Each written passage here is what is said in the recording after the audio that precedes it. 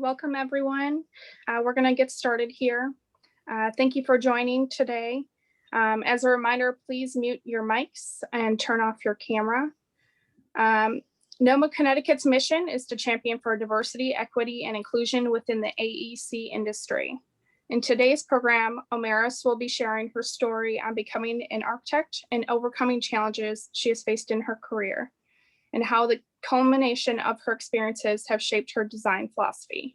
The conversation today will be facilitated by her colleague, Marissa from Svigals Partners. I will begin by acknowledging our annual and event sponsors. Following the discussion with Omarys, there will be a short question and answer period. If you have any questions that you'd like to ask Omarys, please utilize the chat option on the Zoom interface.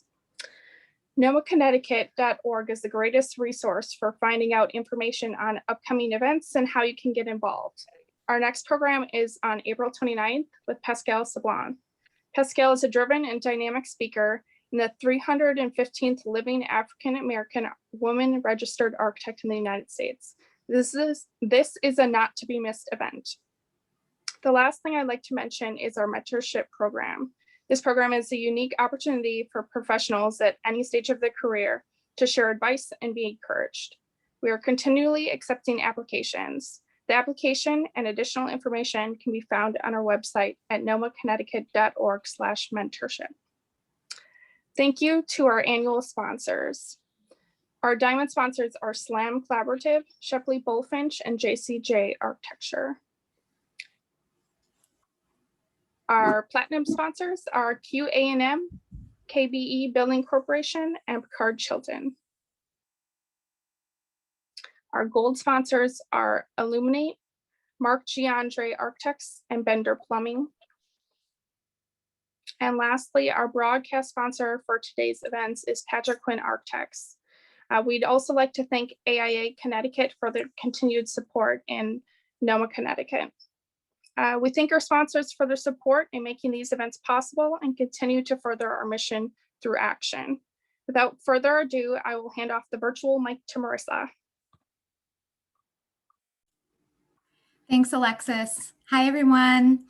I am so excited to introduce my colleague and friend and the Vice President of NOMA Connecticut today, Omarys Vasquez. She's our very first NOMA Fireside Chat. Omarys is a licensed architect in Connecticut, and she's an associate at Svigals Partners. She was born to migrant parents and raised in public housing in New York City's Lower East Side. And she credits this humble beginning for the reason that she brings motivation and empathy to everything that she touches, aiming to inspire and enrich the human experience. Now, with 15 years of experience, Omarys has been associated with a wide range of projects, including those in healthcare, hospitality, commercial, institutional, multifamily, and the transportation sector. And I'm also grateful that she's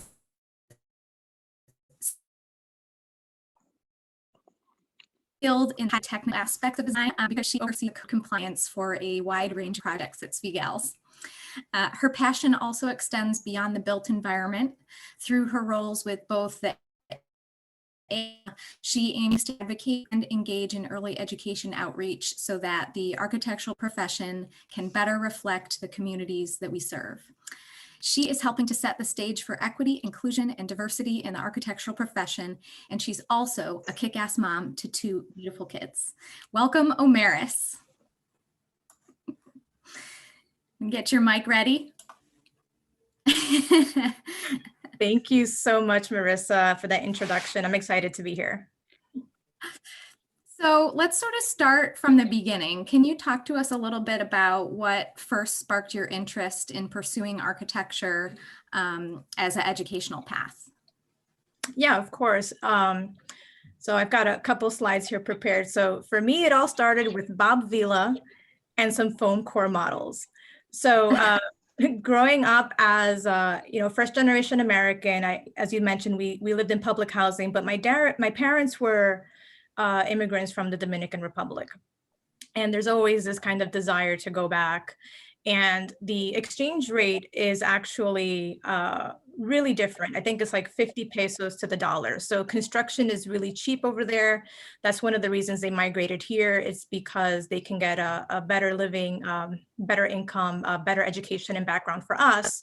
But they always have this desire to kind of retire there. So he, and I don't know where he got this model from, but he one day showed up. I was about 8 years old, and he showed up with this foam board model, not exactly the one pictured here, but something similar to that extent. And it immediately piqued my interest. And that's where I started to ask questions about what this was, who makes this. And that's where he started to tell me, oh, I spoke to an architect and we're thinking of building a house over there. Unfortunately, it never happened, sadly, but I still attribute a lot of my experiences to architecture from that one point. That was kind of like that peak moment. And my dad and I, we bonded a lot as I was as a child. We watched a lot of Bob Vila and home remodeling shows, Bob Ross as well. So painting and art was also a huge interest of mine. But I really was intrigued with kind of like the hands-on, the constructability, putting things together, how a home gets constructed. I would be the one to help him with a lot of the home repairs and kind of passing tools to him. So it was kind of one of the really highlight moments of what really got me started into architecture. And even from there, I would start building kind of little houses out of cereal boxes because that's, we can't afford materials. And I would always start to solve kind of the serious problems as an 8-year-old, like, how am I going to get Barbie to her penthouse apartment at the top of my bookcase? So I would like build elevators out of cardboard and sewing string. So That's awesome. And it always bothered me when the doll houses didn't have, a lot of the standard doll houses are just rooms stacked on top of each other, but they didn't always have staircases. Yes. And that really bothered me. I was like, how do they get upstairs? Well, that was my similar experience, except for me as a child, my experience of a home is an apartment building. Yeah. I didn't think about a stair. I thought about the elevator. How am I going to get up there? Yeah. So are there any like favorite projects that you worked on with your dad that you can remember when you were little working on together? Not a lot, because since we lived in public housing, we weren't really allowed to do any of the repairs, but there were like little things, like he would put together some wood shelves with some plywood and stuff, Yeah. And that's the challenge with public housing, is that, you put in a work order, but it'll take weeks to get anybody, or days to get anybody into your house to do the repairs. So he'll do like small little innocent like plumbing repairs, enough to just like if we need it for an emergency and we can't wait for them to come in. So Right. small stuff. Yeah. So both of your parents emigrated from the Dominican Republic as young people. And I know that you've also spent some time there visiting. Do you think that this background has had a unique influence on your career trajectory, or how you approach your architectural practice? Yeah, I believe so, for sure. I think personally, the Dominican experience, and kind of my kind of disadvantaged kind of beginnings, as a person, it made me a more empathetic and compassionate designer, as well as a person. But also, the Dominican culture is kind of stemmed a lot around gender roles. So I know that was big for me in terms of my, not personal also, but just the professional metrics of trying to just be an advocate for women. So a lot of the, and it's, that's just kind of how they were brought up back in the 60s and the 30s and the 40s. It's just gender roles are really strong. Women are caregivers, the men are the providers. So I kind of grew up around a lot of, you can't do this because of, you're a girl. If you were a boy, it would be different. We have to be chaperoned a lot everywhere. So kind of culturally, the idea of I can do anything doesn't mean just because I'm a girl, I can't. That was kind of instilled in me kind of really young. And it wasn't that they brought me up that way. It was more the kind of inner rebellion in me, because growing up as an American, you are exposed to a lot of other different cultures. And then as a child, you're kind of confused as, well, why can they do these things and their parents let them do these things, but I can't? So it was a lot of conflicting kind of discoveries, self-discoveries for myself growing up. But I think culturally that was kind of one of the things that really started to really mold my personality. And then architecturally, and have some images here of some examples. You know, my parents grew up in mostly kind of very rural, mountainous villages. And, you know, Dominican Republic is a third world country. They have very little resources. And even the power and the electrical grid was unsustainable and it was inconsistent. So a lot of times towns are left with no power. And this is a really hot and humid tropical climate. So you will get hot easily, and not having power, you can't really, you know, have ceiling fans or cool your food. So part of my initial interest in architecture became a lot of kind of the passive house design. And unfortunately, I haven't had a lot of experience in that. But initially, as a child, I started to learn a lot of kind of the essentials of sustainable design or essentials of passive design, where in these cases, the interior walls don't go all the way up to the roof deck, because you want to kind of let the air circulate. You want to let the heat out. You have kind of some windows up at the top, you know, a little higher to again, let that heat out. Windows are aligned to kind of let that passive breeze go through, especially in the night hours. They would do a lot of rainwater collection, which is why a lot of the houses have these kind of corrugated metal roofs. Mm. So there were cisterns or just buckets collecting rainwater for everyday use, for bathing, for washing dishes, and even for drinking, because there's no potable water system. There's no, you know, sewage system or water system. So I kind of learned a lot about just very primitive architecture in that sense. And then from there, when I was born, so I was born in the United States, and I grew up a majority of my life in public housing. So growing up in those kinds of spaces, it did influence a lot of kind of a sense of scale and quality for architecture. You know, obviously we didn't have a lot of means. So it was a huge lesson where, you know, my parents didn't go out much, and they didn't take us out anywhere. They kept us really sheltered. But as school field trips, you know, started to emerge and we were exposed to like the museums and the large libraries, it immediately was kind of dawned on me, this sense of scale, you know, living in a really small apartment, you feel very secure, you feel very intimate, you know, but then kind of exposing yourself to kind of these huge museums that have these like double or triple height spaces, it immediately, you feel free. You kind of feel this sense of openness and clarity and curiosity and creativity. So those things kind of philosophically and psychologically really started to dawn on me really, really young. And because of this kind of simple beginnings, it helped bring my desire into my architectural career to elevate spaces and to provide individuals that used or work in those spaces kind of high quality design that kind of really embodies their story. Awesome. So you did high school in New York City. Do you want to talk a little bit about that and what eventually led you to Pratt? Yes. So one of the things, of course, that we keep hearing around lately in Connecticut, especially, is the importance of kind of redlining or kind of doing away with redlining and segregation of housing. So because we lived in this kind of low income and disadvantaged kind of public housing community, schools are zoned, and that happens across the country. I mean, even here in Connecticut, I mean, all schools are kind of zoned to the district that they're within. And my parents, they tried to do the best that they could with what they had.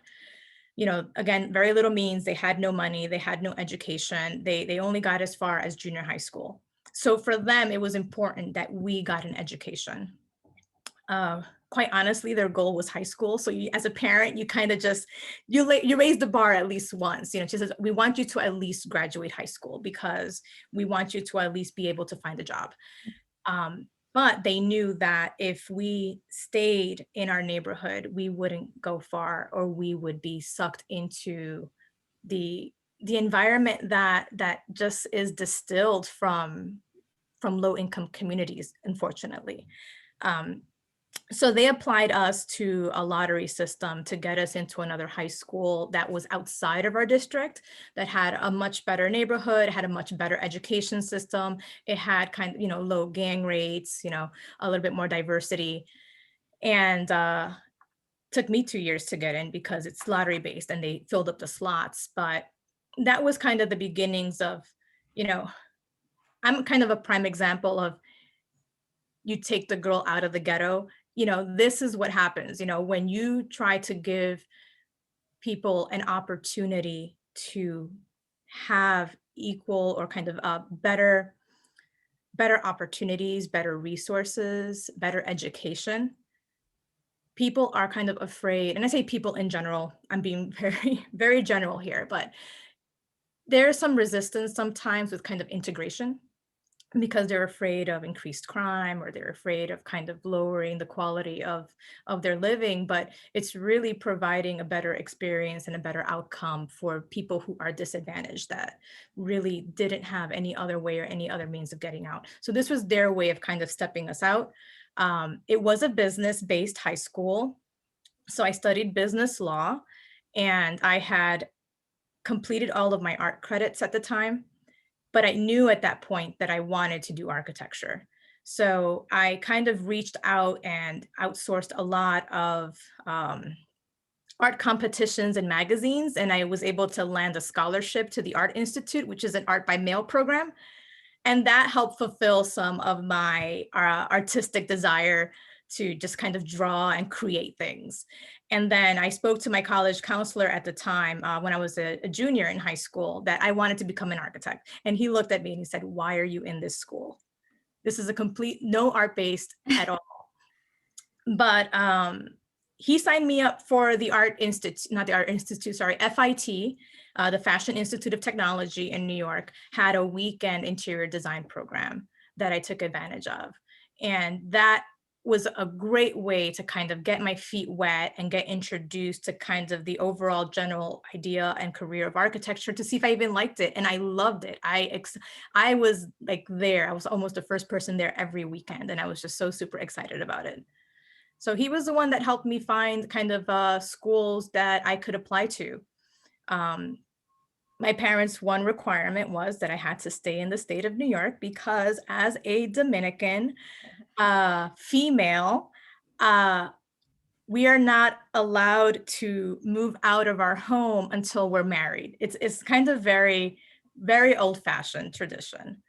So my college counselor gave me two options that I could apply to. And I know someone might ask, well, why does it matter? You're going to college, you're 18, you can kind of just go to whatever school you want. Unfortunately, I'm born at the end of the year. So I wasn't 18 when I was going to graduate from high school. I started college when I was 17. So I needed my parents' signature, and they were not going to sign an application. I even asked for Yale at the time. So a funny story, I asked to go to Yale because it had kind of a really good reputation for their architecture program. It was very well known, but they were like, "No, you're not moving out of state. No, you're not without us." Yeah.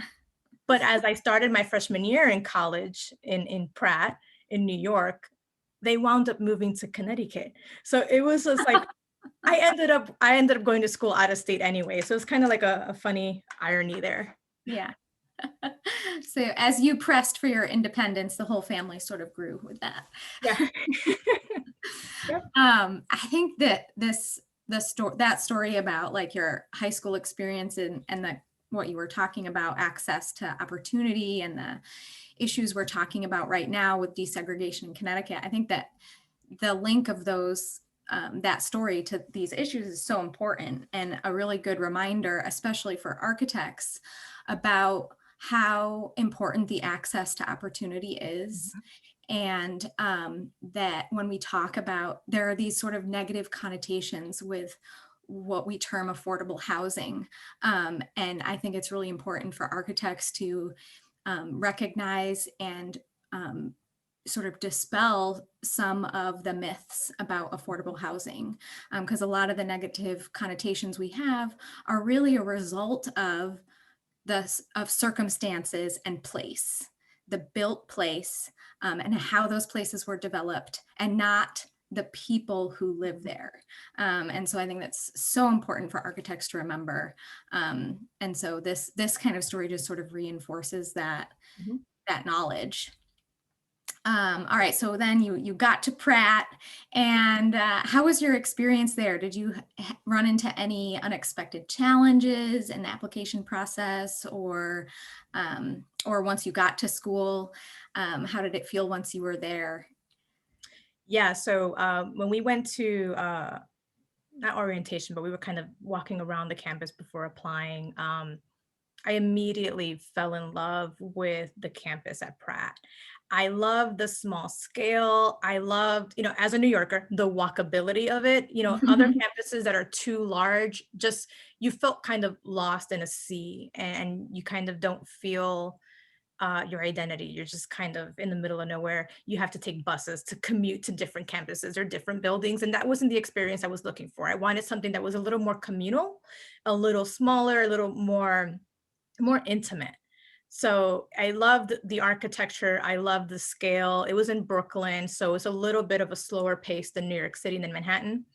But I just kind of fell in love with the campus, and there's sculpture gardens. Oh, So yeah. this was one of the really big things that really drew me to Pratt is, look at these people. They're just kind of laying in the grass and they're just enjoying a nice day. And you're surrounded by this really interesting and inspiring art. Some of these are much newer than from when I was there. Sadly to say, it's been like 15. Let's not talk about that. But it doesn't feel like that. It feels like it was just yesterday, but yeah, it was really great. And I was so excited. And truth be told, when I was 13 and they took us on a field trip to Pace University and they were teaching us about what college is, I had no idea what college was. Again, inner city student living in the projects with parents who only had a junior high school education and who weren't really pushing for us to get a college education. They spoke about college and I was like, wait, it's optional and it's an extra 4 years of school. I was like, I don't want this, at 13, but you mature and you grow. And once you do find your passion, now you're like super excited to go to these things. And I was so excited. I applied, like I said, I kind of put all my eggs in this one basket. There were very few, there's a small handful, but there were some other universities that I guess might have been better suited for me to apply. And I say this in a sense of just by educational merit, but they weren't accredited at that time. So there was the City University of New York, the CUNY School. There was a College of Architecture in Uptown Manhattan, but they weren't accredited at the time. And at least my college advisor, I'm here because mostly of luck. No one taught me what architecture was. I wasn't exposed into it in school. No one taught the career. I just kind of fell into it. And I was lucky enough to have a college advisor who cared. And again, it came from plucking me out and putting me in a better district, in a better school, in a school that has a higher graduation rate. And he was the one that taught me about accreditation and making sure you get into a program that's accredited if you ever want to be licensed. So I put all my eggs into this one basket. And needless to say, I didn't get accepted at Pratt at first. Oh. But then a few weeks later, I got another acceptance letter, but this was through the HEOP program, which is the Higher Education Opportunity Program. It's a state-funded kind of a grant-based organization that gives opportunities to underprivileged people. So this is, you know, people that are of minority descent, and or you have a huge financial need. So I am proof. I know a lot of people, they are kind of wary about checking the race box. And I know a lot of people are like, oh, well, why do they need to know my race? I'm just going to check other. I'm a huge proponent of owning that box. Yes, I am Latina. Yes, I am Hispanic. Yes, I have low income. Because if it wasn't for that, I wouldn't have been offered the opportunities that I had. So if I hadn't checked that box, so I'm owning that box. I am owning my Latina box. I'm owning the Hispanic box. If I didn't check that box, I would have not been put into this program. And this is a program that offers support. And it's not just educational support, but they offer financial support. So they provide you some scholarships. It's not a full ride, so I still have debt, but it's not a substantial amount of debt that someone who does have kind of a higher familial income and kind of better opportunities. It's not as much of that as that, but they do offer a huge support. They offer counseling. They offer, you know, personal and, you know, professional and educational support. You have a small community of students and that become kind of a small family for you. And they help provide that to support. They provided statistical reports to your professors before, like during your midterm, to see what your final grade might be, to anticipate if you need extra support or extra tutoring or extra help. So that was a huge benefit, and is one of, not, I want to say one of, it is the reason I am here today. Because if it wasn't for that program, and if it wasn't for them having something like that to give opportunities to people like me, I wouldn't have gotten the education that I have now.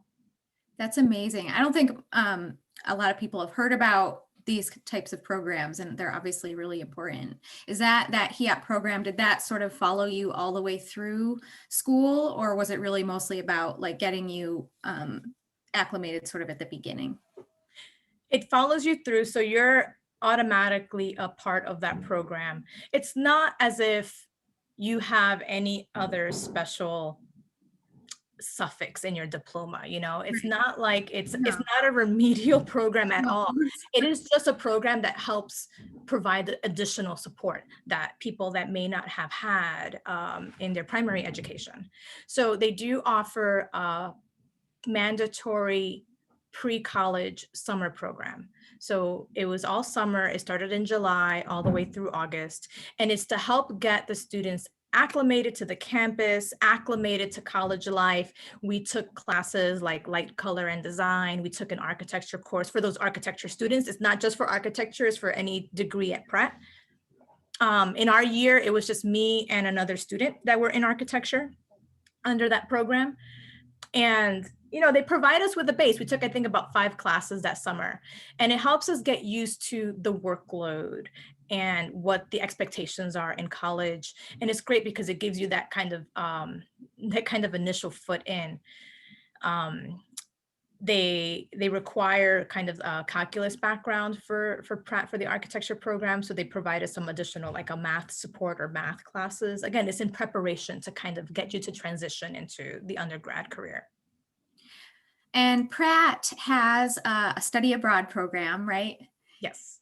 So did you do the program, and was that sort of difficult for your parents letting you go across the world? The first thing they told me was, when I told them I wanted to go for this and I qualified, was, oh, you can't go because you're a girl. If it was your brother, it would be a different story. If it was your brother, we would let him go. So that actually helped me to really define me and define myself and take a stand and really advocate for myself. Obviously, I've been kind of swimming against the current my entire life, because I didn't want to just kind of fit the mold of what they thought a proper young lady needs to be. You know, I still kind of course, have a lot of the morals and values and ethics, but it was within reason. It's like, well, why can't I do this? This is something that would benefit my career. This is something that's going to benefit my education. Like, where is the wrong in this? Right. Like, everything in this is just felt right.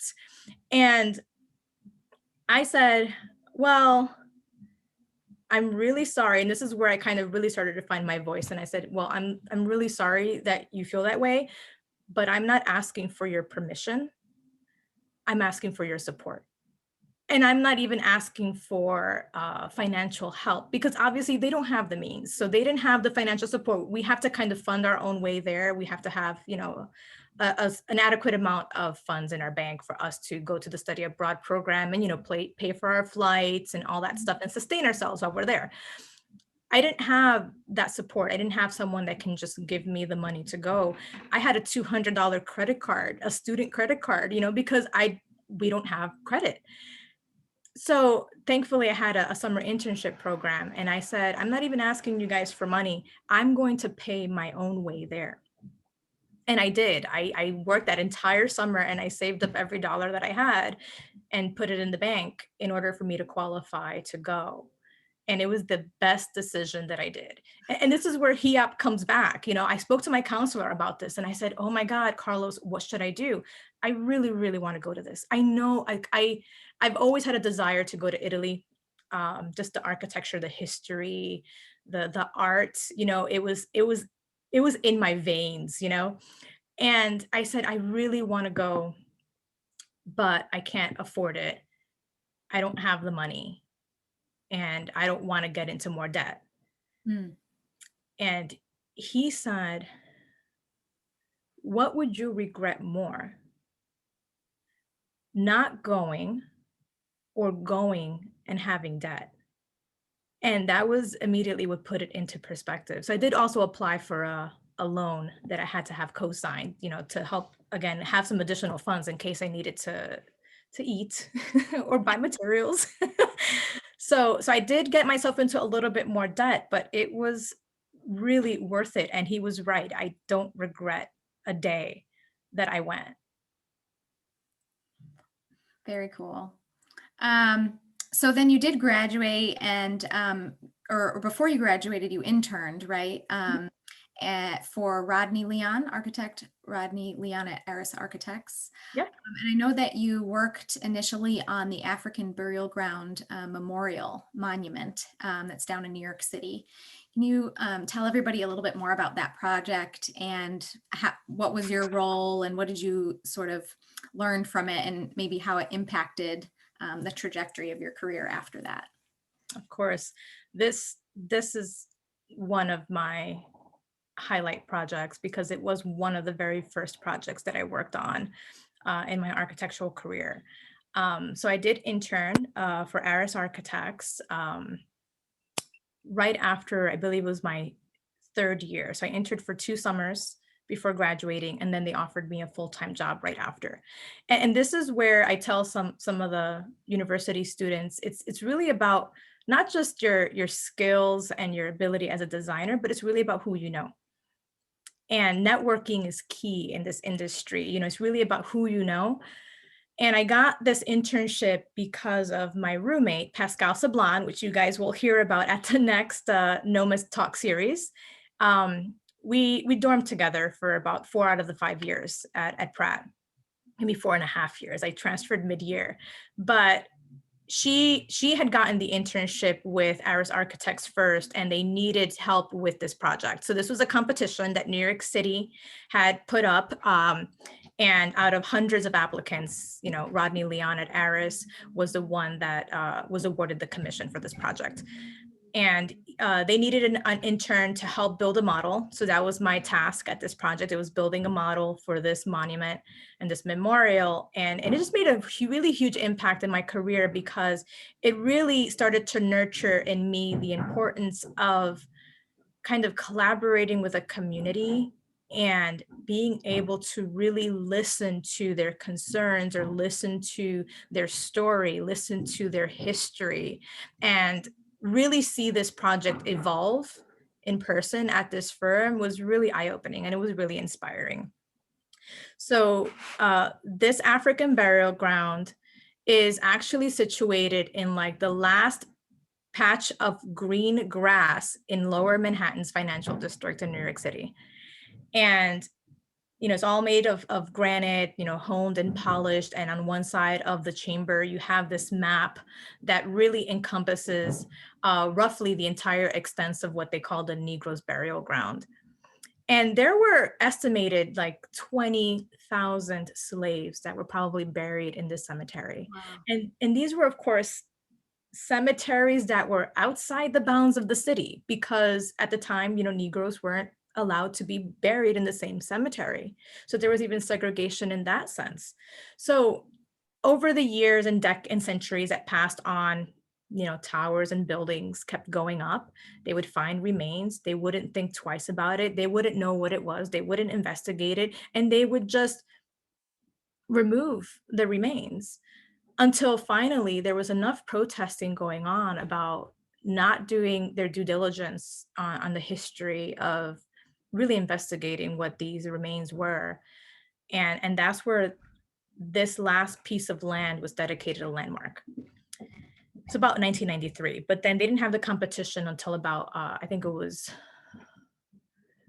I want to say like 2003 or so.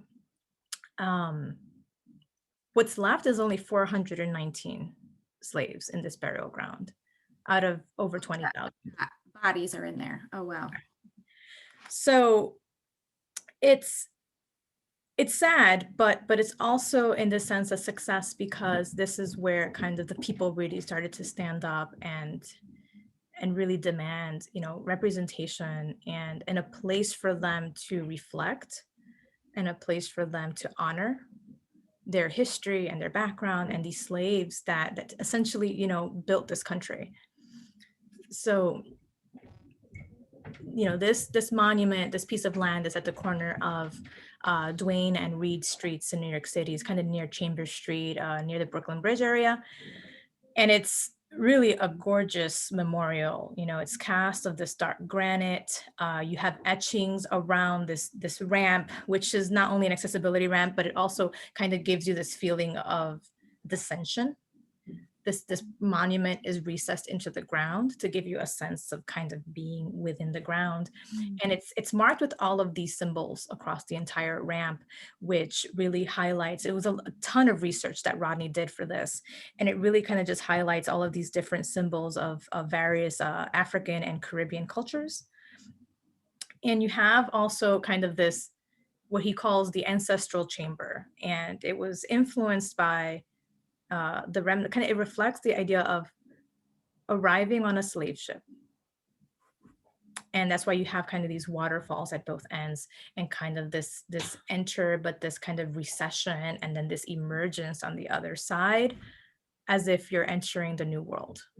You're emerging from the slave ship. So it's really deep. And if you guys have an opportunity to go, I really recommend it. It is National Park Service runs it right now. There's gravings all around the center court that marks all the burials of the bodies that were found. And then you have these grass mounds that kind of reflect these burials. And they actually had a ceremony for this because they wanted to respect the remains of the people that are there. And they had to kind of extract their bones and their remains and create a ceremony to pretty much give them a proper burial. So it was a reinterment of their remains. And then we are left with these mounds to kind of just give us that representation and that kind of really, I don't know, it's solemn, the solemnity of kind of going into this and just really understanding that this is a sacred place. When was that completed, that particular memorial? I forget when the construction was completed, but I know when I was working on the model during the design, it was right towards the last 2 years of my Pratt education. So it was around 2005 or 6 where I think they began construction. So it really isn't that old. It was, probably 10 years old, if not less. So have you been back? Do you go back to see it when you go down to New York? I haven't. I've been there once, and I really should take the time to go back more because this is kind of the impetus of my career, you know, and it's just such a great project. I mean, it's so humbling. Um, and it's just, I don't know, it just gives you a whole new perspective on really designing for the community and for our people. Yeah. What an incredible first project right out of school. That's really amazing. Do you want to talk to us about some of the other projects you've been working on, some that were most important to you since you started your career up in Connecticut? Yeah, sure. So this is probably the only project. I worked on some other design projects in New York with Omarys Architects, but I was only there for about a year or so because, as I mentioned, my parents moved to Connecticut while I was in Pratt. And it's really hard to live in New York City, obviously. You know, I couldn't afford to live there on my own, especially recently graduating and being stripped from all of the government assistance that I was used to. So I'm literally moving from one social spectrum to another. So immediately upon graduation, I had to get my own health insurance, and I had to learn about that. I had to, you know, get my own place because I don't qualify for Section 8 or public housing anymore, even with the minimum, you know, entry level salary that we get, which we all know isn't really too much, and especially in New York City. So, so I moved to New York, to Connecticut. So I made that change and made the decision to move to Connecticut to move in with my parents. And this was probably not the first, but one of the first projects that I worked on. This was with Greg Weiss and Gardner Architects. They were the firm that took me in from New York.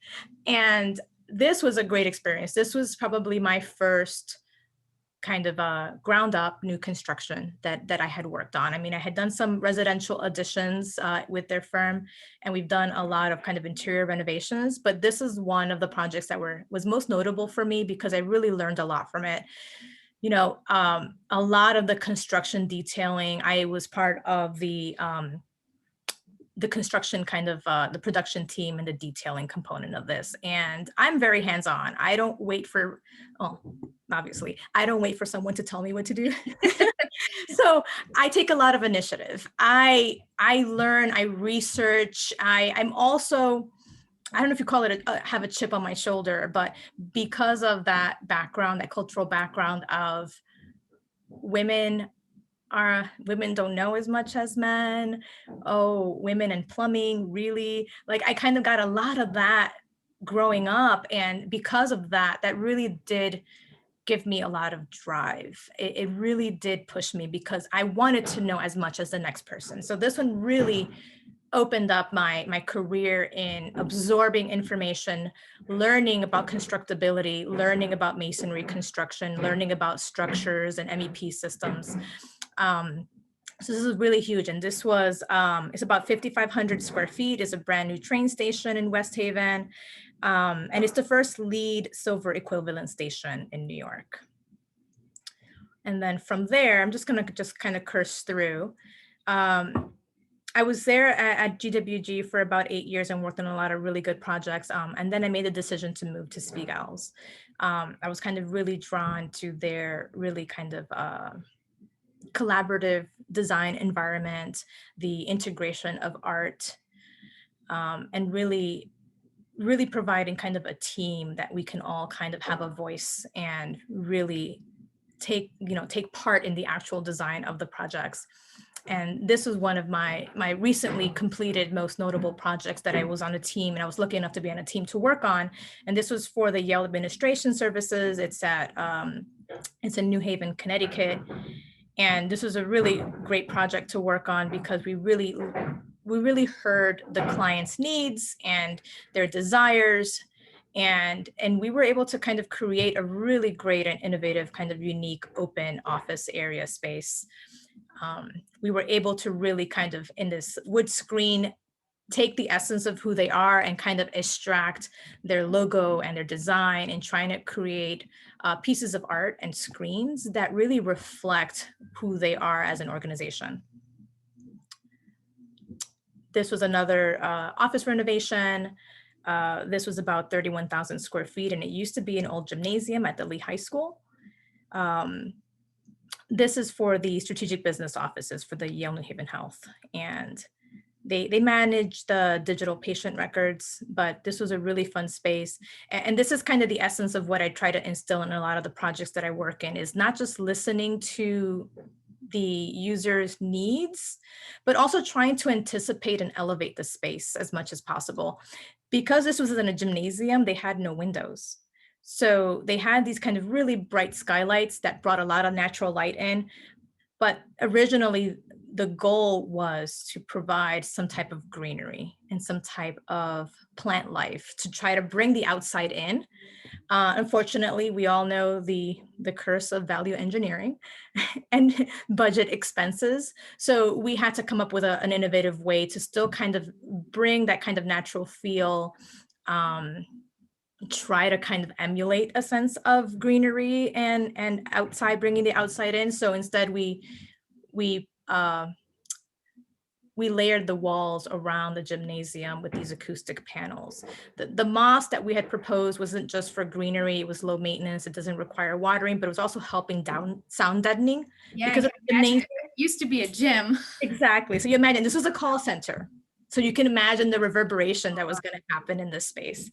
So we were hoping to utilize the greenery, not just as a functional piece, but also as an aesthetic piece. But unfortunately, because of cost, we went with this other method, which still looks really nice and bright, and it brings color into the space.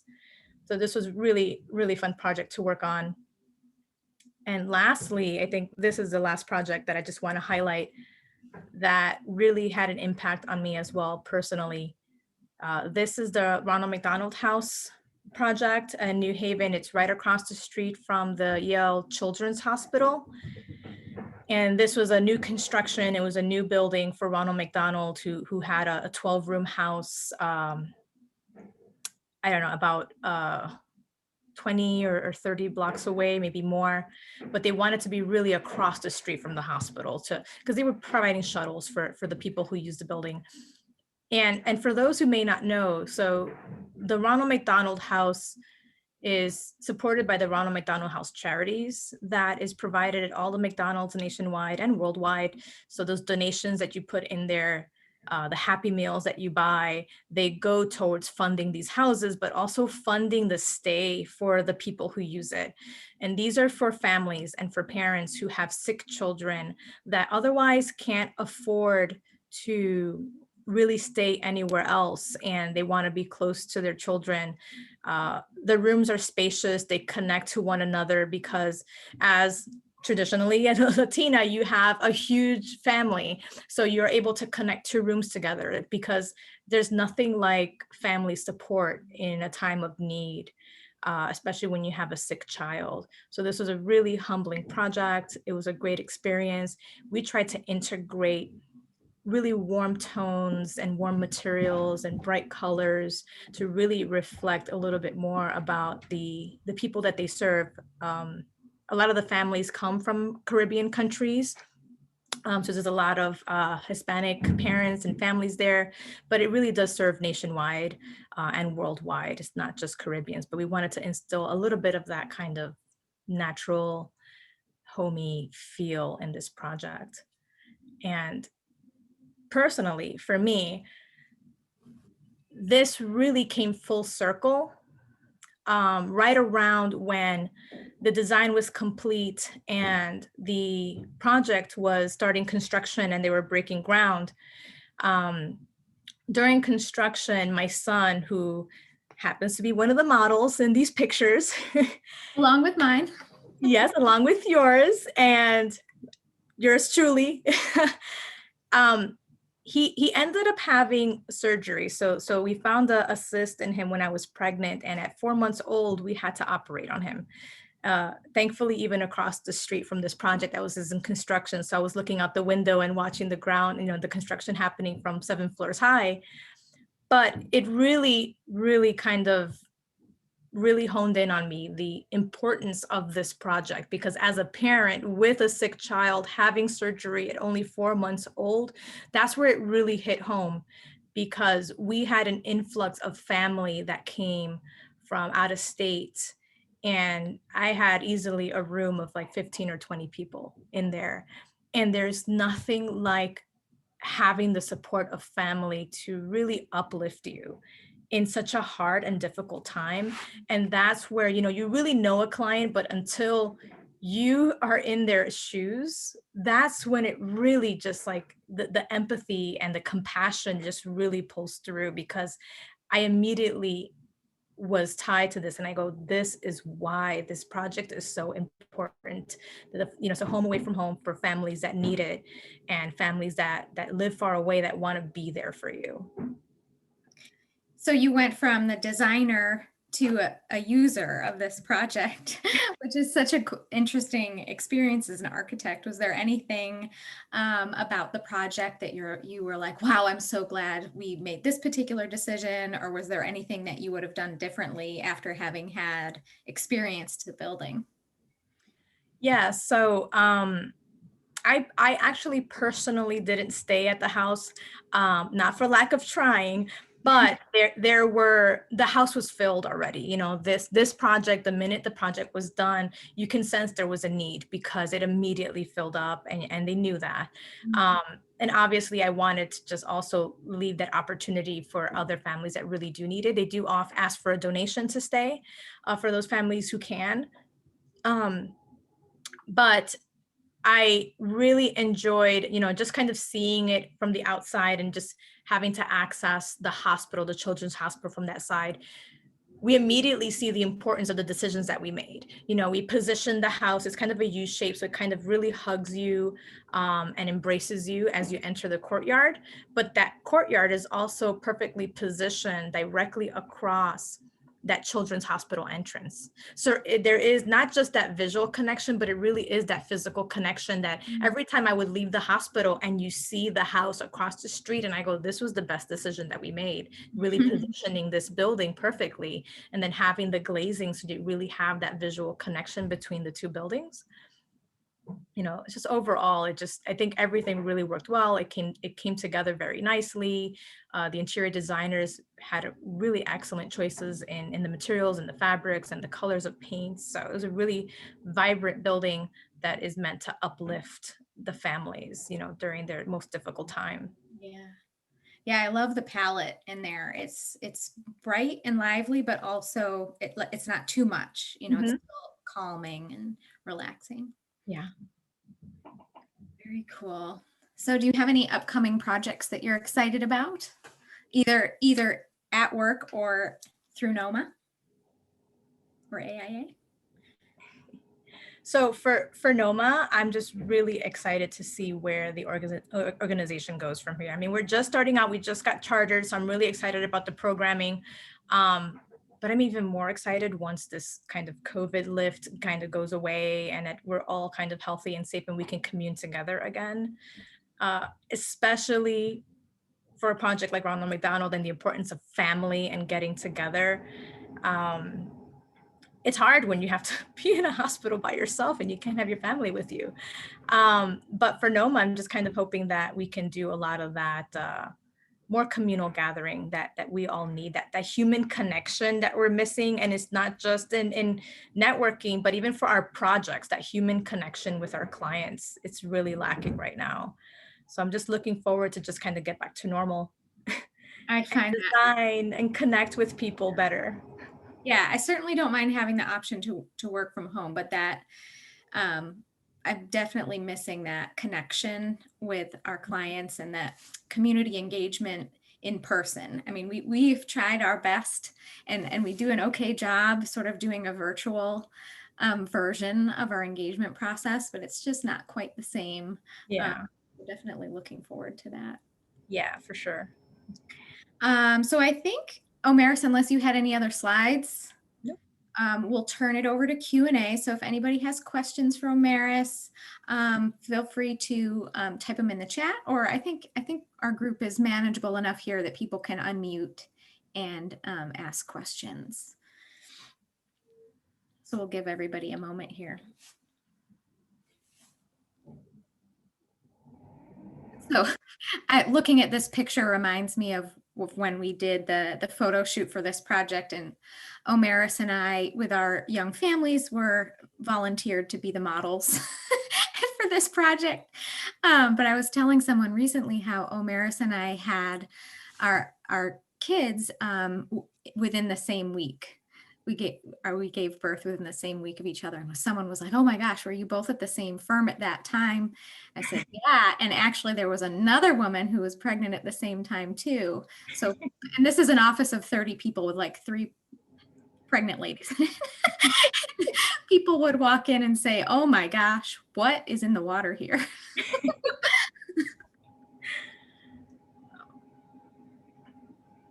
I do see something, looks like it might be in the chat box. Yeah. Let me see. What are your long-term goals? Do you have any in particular long-term goals? Long-term goals, I'm just looking to just grow and learn and kind of rise in leadership and be a mentor to others. So I'm often told, you know, there are people that really grow in their success. And for me, it's about kind of lending and putting my hand behind me to help the next person up. So for me, teaching and learning is a really huge component for me. I really enjoy teaching other people new things. So it's really right now just kind of honing my skills and really kind of finding that niche for myself. For me, probably just because I, again, have that chip in my shoulder about women not knowing as much as men. So I kind of have this thing about really trying to learn everything and know everything. So code research and kind of that code aspect and regulations is important to me. It's not because I enjoy the code, it's because I'd rather know everything or know as much as I can so that it makes me a more efficient designer. I don't have to spend the time looking things up, and I become a resource for others to help elevate them and help them grow as well. Awesome. Hi, I have a question. Hi, Omarys. So I have little ones listening to you guys right now because I think it's important that they see women in leadership roles and kind of cut those barriers that unfortunately exist. And I'm like, look, you know, this is an architect and it's usually, we're going to say the truth, male dominated, and a lot of things are male dominated. And so what would you say to your daughter or mines that are sitting right here listening to you? You know, every generation faces different challenges and it gets easier over time, but like, what would be the one thing you would tell them? Don't take no for an answer.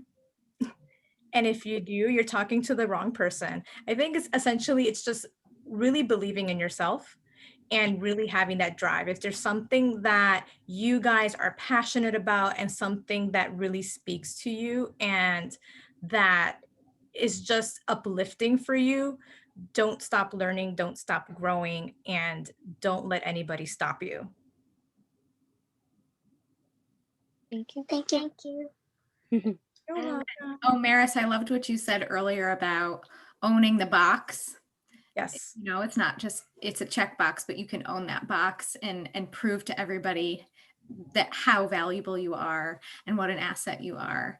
And I think, I don't know, I feel like early in my career, there were women who sort of encouraged younger women to like try to act more masculine in order to earn respect in the field. And I always felt a really strong feeling of pushing back against that. Like, I can be me, I can be feminine and still be really good at my job. And so I hope that that sort of mentality is changing, and, you know, people should be able to be who they are, and and that it, you know, shouldn't impact the value you bring to the table. Omarys and Marissa, this is Gary Vance. Hi, I have a question Gary. Thanks for so you. much for coming. Yeah, great story. How do you give advice for young women and minorities who have not gotten registered? Quite candidly, I think they haven't gotten registered because they didn't see a reason to. There wasn't the opportunity if they had been registered to advance. But now it's different. And so when the NOMA goal is to double I believe, the number of registered architects by 2030. Yet we have really qualified people within the firms. What's your advice and how are you working towards trying to get those folks to try to become registered, because it's an uphill battle. They've got children, they've got life. Mhm. You know, many of us did it young, more recent out of school. How do we make progress in that? Because I think that is a big step to meeting the goal, the NOMA goal. Mhm. What No, advice- agreed. how are you working with that? I agree. That has been one of my challenges as well. And I think my recommendation or advice, and I'm hoping that there are some firm leaders in here that can kind of pick this up a little bit. It's really also, it comes down to financial support, but also firm support and encouragement. And at least for, and I'm not going to speak for all minorities, I'm mostly, I guess, just speaking for myself and my experiences. And in case there's kind of similar stories out there, but I really took a long time to get myself licensed. And it wasn't for lack of desire, and it wasn't for lack of trying. For me, it was lack of finances. And again, coming back to the fact that I don't have that, I have that kind of family support, but I don't have that financial support. So I'm really pretty much on my own, and, really not making that much money and having to kind of live on your own right out of college and learning how to support yourself. It was really a challenge. And at the time, the firms that can support financially to licensure is a huge step. And it is one of the reasons that I got licensed, is because the firm that I work for now, they really encourage that licensure, and they nurture it, and they buy the materials and the study books And and provide online resources. time too, because time is the other thing. When I took the exams when I was pregnant and had a baby, and it was really difficult to find the time of day to sit down and study. So having a firm that not only does support financially, but also provides some flexibility in terms of, you can take an hour in the day to study while you're at work. That really helps too. It goes a long way. Good comments, both of you. You know that the primary company that provides the study materials, they have just made the decision to not charge NOMA members. I do not. That's just- great just- to know. Just That came is to Omarys' point, just came out maybe 4 weeks ago, 6 weeks ago. I'm sorry, I don't remember their name, but they have said, I'm not quite sure how you qualify, but nonetheless, to qualified architectural graduates, they've waived the cost. Oh, is that Black Spectacles? Yes, thank you, Marissa. Yeah, Black Yeah. Spectacles has done that. Oh yeah, Caitlin just typed it in. Yeah, Yeah, that's a huge step. that's awesome. Huge. Yeah, that's awesome. So thanks for your responses. Yeah, Thanks, absolutely. Carrie. Hi, everyone. This is Salondra. I have a question. Well, first of all, both of you are incredible, and this panel has been really great. As a fellow Dominican, I felt connected to your story, even though I grew up in Dominican Republic, but just the culture weighs a lot in how we interpret and how we behave in the context of ourselves in the larger community and also in our own. So that was special. Thanks for sharing that, Omarys. One thing that I wanted to ask, we put a lot of focus on the things that underrepresented groups need to do and encouraging all of that. And my question to you is turning the lens in the spotlight toward the empowering majority who are largely decision makers and have the opportunity to remove barriers for us. What are some things that you had or wish you had that you would ask, members of the majority, if you will, to help underrepresented groups thrive and remove barriers? Yeah, one idea that I've been churning in my head for a while, and especially after starting this NOMA organization, has really gotten me thinking about how can we help, and how can we provide change, and what are the challenges that most of us face. Again, the stories are varied, and everybody has kind of different levels of obstacles, but I can kind of speak more towards, at least from my experience, what I thought my obstacles would have been. And I think that for minorities and underprivileged communities, I think that the biggest barrier, unfortunately, is finances and access to education and resources. And one thing that I would like to maybe kind of put a plug in there and provide an idea to firms and organizations that maybe can provide some financial support to students who maybe couldn't attend an accredited university because they couldn't afford the tuition, or they just for some reason didn't meet the metrics, but they want to go and get their master's, let's just say, in order to get accredited and get that architectural degree in order to become licensure. Is there some way that firms can provide kind of financial assistance and maybe like a part-time hours or part-time rate, but then the other portion of that salary maybe goes towards paying for that tuition, kind of providing that scholarship or financial assistance to help people to kind of get that higher education and kind of at least remove that one barrier, at least in terms of finances, and maybe even providing additional resources and support. One of my biggest mentors and advocates, you know, he works with me now, Ron.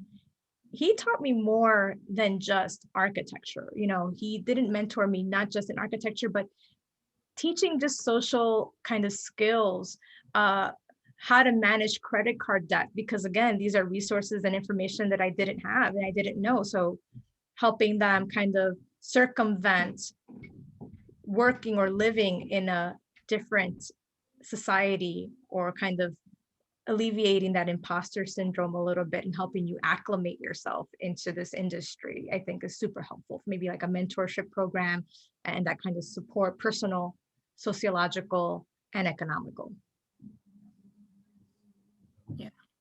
Yeah, that's a really good question. And I know I don't necessarily have a lot of good answers yet because we're still trying to figure that out, but the AIA Jedi Committee recently launched a Jedi Challenge initiative that it's sort of it's a template for how firms can increase justice, equity, diversity, and inclusion in their offices. And it sort of focuses on, you know, staff, individual staff, firm, and community. And so, you know, it's an easy thing to just sort of sign on to do, but it helps firms to first like acknowledge that we need momentum to increase diversity in our ranks, and you know, acknowledge that it's a problem and that, you know, we need to do better. And so that's sort of the first step, just signing on and making that acknowledgement. And then there are some, you know, suggestions and guidelines for things that we can do to improve in that regard. So that just came out here in Connecticut this past year, and I know other states are doing similar things. So that's been pretty great to see.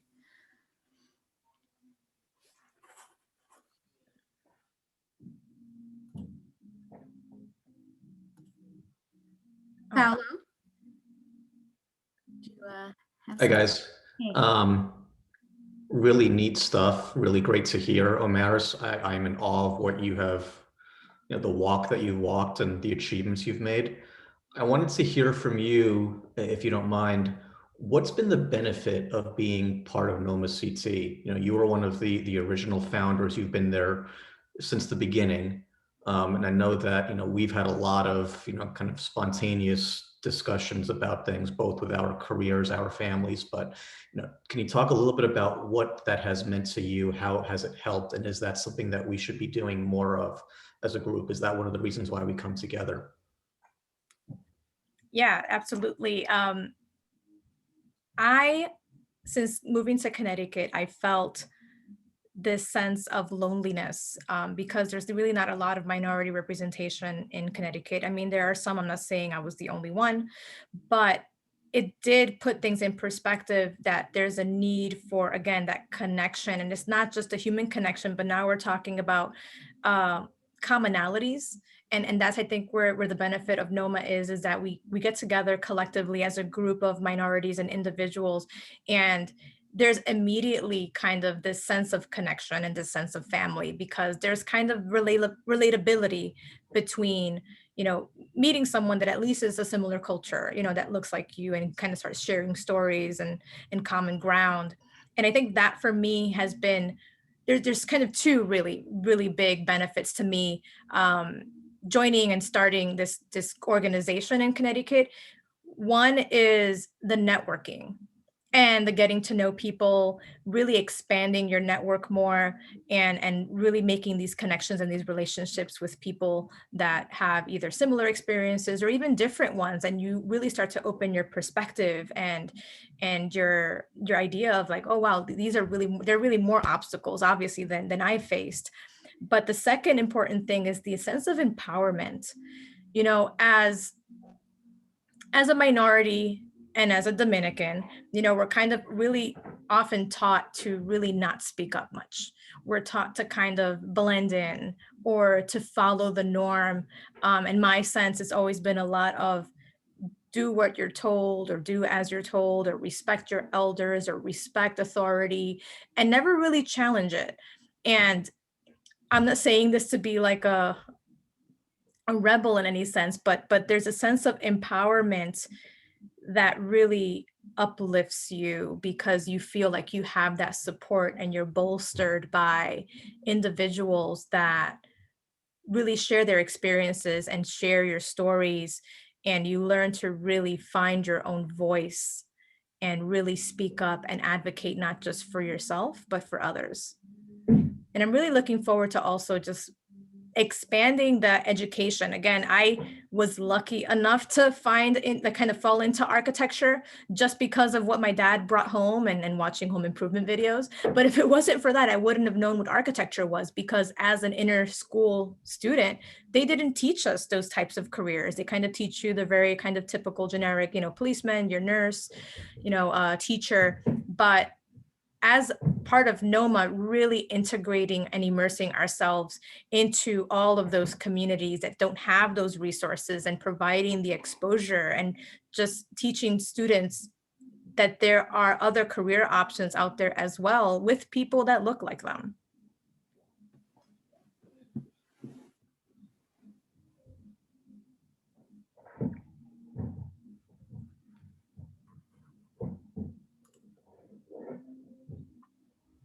All right, any more questions before we wrap up?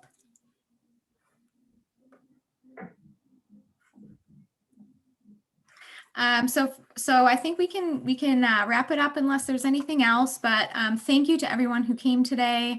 This seems like a wonderful first fireside chat for NOMA. I'm very excited about this series. Thank you again to all of our sponsors that Alexis listed earlier in the presentation. And again, visit NOMA Connecticut if you want to learn more about the organization or about our future events. Thanks, everyone.